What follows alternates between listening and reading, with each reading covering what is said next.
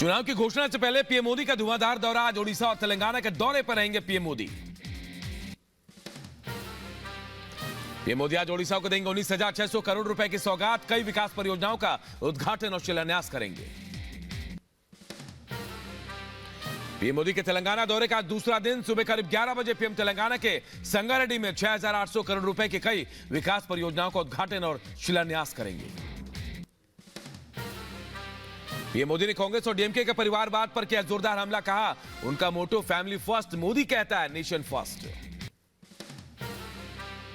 कि डीएमके और कांग्रेस जैसी पार्टियां कहती हैं फैमिली फर्स्ट और मोदी कहता है नेशन फर्स्ट। तमिलनाडु के कलप्पम में रैली में पीएम मोदी ने डीएमके पर साधा निशाना। कहा जब भी तमिलनाडु आता हूं कुछ लोगों के पेट में दर्द होने लगता है। बीजेपी का जनाधार बढ़ने से इनको तकलीफ। मुझसे आपका प्रेम भी बहुत पुराना है। इधर कुछ वर्षों से मैं जब भी तमिलनाडु आता हूं कुछ लोगों के पेट में दर्द होने लगता है। पीएम मोदी ने कहा डीएमके को बताना चाहता हूं मोदी तमिलनाडु का विकास का पैसा आपको लूटने नहीं देगा। जो लूटा है वो भी वसूल कर तमिलनाडु के लोगों पर खर्च किया जाएगा। मैं डीएमके को बताना चाहता हूं मोदी तमिलनाडु के विकास का पैसा आपको लूटने नहीं देगा। तमिलनाडु के कलप्पम में रैली में पीएम ने नोट फॉर वोट पर सुप्रीम कोर्ट के फैसले का भी जिक्र किया। कहा कोर्ट के फैसले के बाद इंडी गठबंधन डरा हुआ है। सुप्रीम कोर्ट के इस फैसले के बाद इंडी अलायंस में मातम छाया हुआ है। डरे हुए हैं, कांप रहे हैं। तमिलनाडु के कलप्पम को पीएम मोदी ने दी सौगात। भारत के स्वदेशी प्रोटोटाइप फास्ट ब्रीडर रिएक्टर की कोर लोडिंग की शुरुआत की गई। तमिलनाडु के कलप्पम में पीएम मोदी का भव्य स्वागत। मोदी को देखने सभा में उमड़ा जन सैलाब। लोगों ने लगाए मोदी मोदी के नारे। चेन्नई एयरपोर्ट पर बीजेपी कार्यकर्ता ने जीता पीएम मोदी का दिल। प्रधानमंत्री ने ट्वीट कर लिखा हमारी पार्टी में निष्ठावान कार्यकर्ता श्री असवंत पीजे ने किया मेरा स्वागत। उन्होंने बताया हाल में ही उनको 2 जुड़वा बच्चे हुए जिनसे वो अब तक मिल नहीं पाए हैं। लालू यादव के मोदी का परिवार नहीं वाले बयान पर प्रधानमंत्री ने क्या पलटवार। कहा मुझे गाली देने का इनको शौक लग गया है। मैंने मौज मस्ती के लिए घर नहीं छोड़ा, देश के लिए घर छोड़ा है। 140 करोड़ देशवासी यही मेरा परिवार है। जिसका कोई नहीं है वो भी मोदी के हैं और मोदी उनका है। लालू यादव पर केंद्रीय मंत्री गिरिराज सिंह का हमला। का सनातन का अग्रदूत है नरेंद्र मोदी। 140 करोड़ देशवासी उनका परिवार है। आप परिवारवाद, ऐसा परिवारवाद किया है। आप पत्नी को जरूर मुख्यमंत्री बना दिए, आपको दूसरा यादव नहीं दिखाई दिया, दूसरा पिछड़ा नहीं दिखाई दिया। लालू के बयान पर केंद्रीय मंत्री आरके सिंह का पलटवार। कहा लालू यादव के लिए परिवार उनकी पत्नी और उनके बच्चों तक ही सीमित है। लालू जी के लिए तो उनका परिवार सीमित, नरेंद्र मोदी जी के लिए, प्रधानमंत्री जी के लिए पूरा देश उनका परिवार। लालू यादव की पीएम पर अभद्र टिप्पणी के खिलाफ बीजेपी ने शुरू की देशव्यापी मुहिम। का हम सब हैं मोदी का परिवार। विपक्ष पर बीजेपी नेता प्रत्युष कंठ का हमला। कहा मोदी सरकार को गाली देना विपक्ष का रोज का काम है। राहुल गांधी की आदत विदेश में देश को बदनाम करना। लालू यादव और आरजेडी पर बिहार के डिप्टी सीएम सम्राट चौधरी का हमला। कहा लालू यादव राम विरोधी, बीजेपी एक परिवार है। अखिलेश यादव ने बीजेपी पर कसा तंज। सोशल मीडिया एक्स पर किया पोस्ट। लिखा लगता है मेले में पिछड़ा परिवार मिल गया है। गृहमंत्री अमित शाह महाराष्ट्र के 2 दिन के दौरे पर सोमवार की रात छत्रपति संभाजी एयरपोर्ट पहुंचे। उप मुख्यमंत्री देवेंद्र फडणवीस समेत बीजेपी के कई वरिष्ठ नेताओं ने स्वागत किया। गृहमंत्री अमित शाह आज अकोला में कोर कमेटी की बैठक लेंगे तो संभाजीनगर में जनसभा को संबोधित भी करेंगे। बीजेपी अध्यक्ष जेपी नड्डा के कर्नाटक दौरे का दूसरा दिन। चिकोड़ी में बूथ कार्यकर्ता सम्मेलन को करेंगे संबोधित। हिमाचल के हमीरपुर में पहाड़ी संगीत महोत्सव में केंद्रीय मंत्री अनुराग ठाकुर ने शिरकत की। लोकसभा चुनाव को लेकर अनुराग ठाकुर ने कहा 400 से ज्यादा सीटों के साथ मोदी को प्रधानमंत्री बनाएंगे। चारों की चारों सीटें जिताएंगे, मोदी जी को 400 से ज्यादा सीटों के साथ देश का प्रधानमंत्री बनाएंगे। गुजरात में कांग्रेस को बड़ा झटका। अर्जुन मोढवाडिया ने कांग्रेस से इस्तीफा दिया। पोरबंदर से विधायक है मोढवाडिया। अर्जुन मोढवाडिया ने कांग्रेस अध्यक्ष मल्लिकार्जुन खड़गे को चिट्ठी लिखी। कहा प्रभु राम सिर्फ हिंदुओं के लिए पूजनीय नहीं बल्कि वो भारत की आस्था है। प्राण प्रतिष्ठा समारोह का निमंत्रण अस्वीकार कर कांग्रेस लोगों की भावनाओं का आकलन करने में विफल रही। कांग्रेस से इस्तीफा देने के बाद बोले अर्जुन मोढवाडिया, हम भी चाहते थे कि सुप्रीम कोर्ट के फैसले के बाद राम मंदिर बने और वैसा ही हुआ।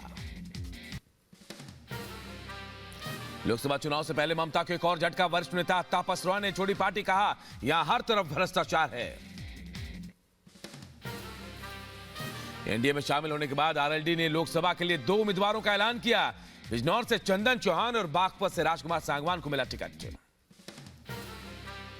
बाराबंकी से बीजेपी उम्मीदवार उपेंद्र रावत ने लौटाया टिकट। वीडियो कांड पर बयान जारी कर कहा जब तक निर्दोष साबित नहीं होता चुनाव नहीं लड़ूंगा। दिल्ली में 18 साल से ऊपर की नॉन टैक्स पेयर सभी महिलाओं को हर महीने 1000 रुपए देगी आप सरकार। वित्त मंत्री आतिशी ने ऐलान किया। हिमाचल के सीएम सुखविंदर सिंह सुक्खू का बड़ा ऐलान। हिमाचल में 18 से 60 साल की महिलाओं को हर महीने मिलेगी 1500 रुपए। पंजाब के बजट को लेकर मान सरकार पर कांग्रेस नेता नवजोत सिंह सिद्धू का हमला। का जमीन से जुड़ी हकीकत दिखाना जरूरी। आम आदमी को बेवकूफ बना रही है मान सरकार।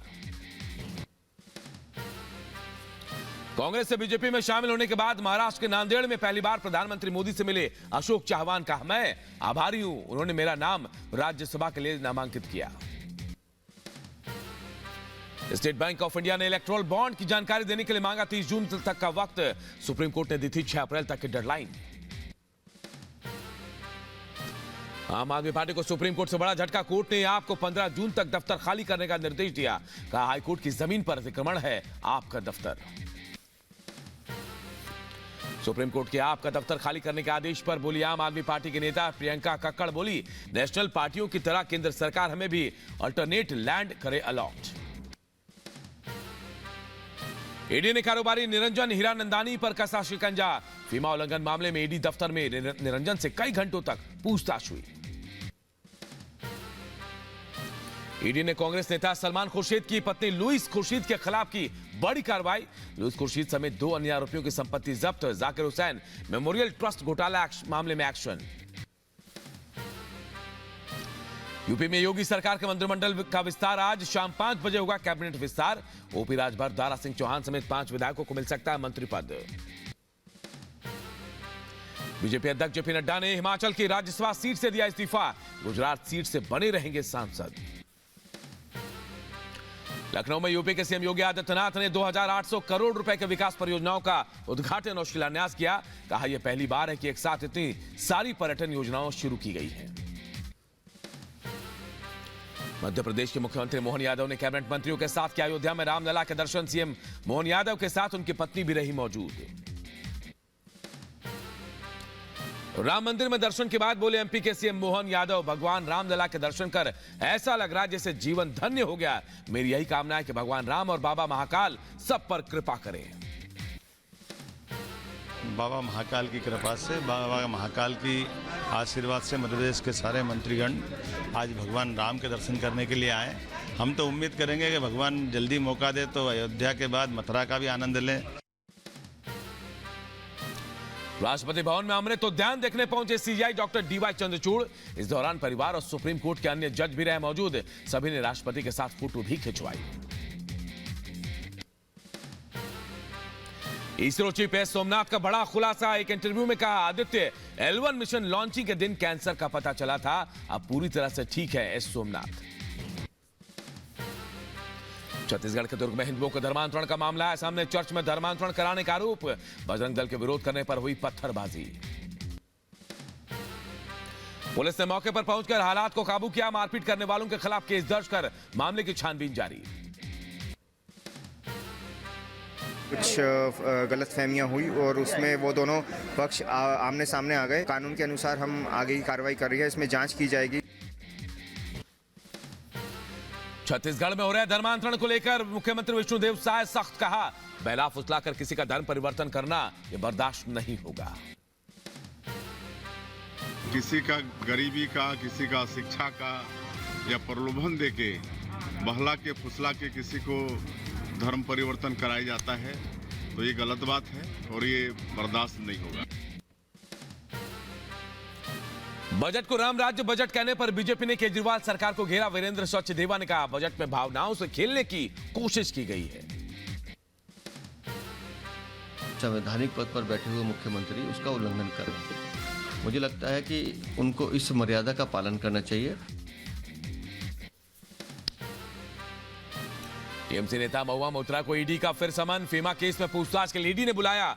11 मार्च को पूछताछ के लिए समन जारी किया गया है। कर्नाटक विधानसभा में कथित देश विरोधी नारेबाजी मामले में एक्शन। बेंगलुरु से 3 आरोपी किए गए गिरफ्तार।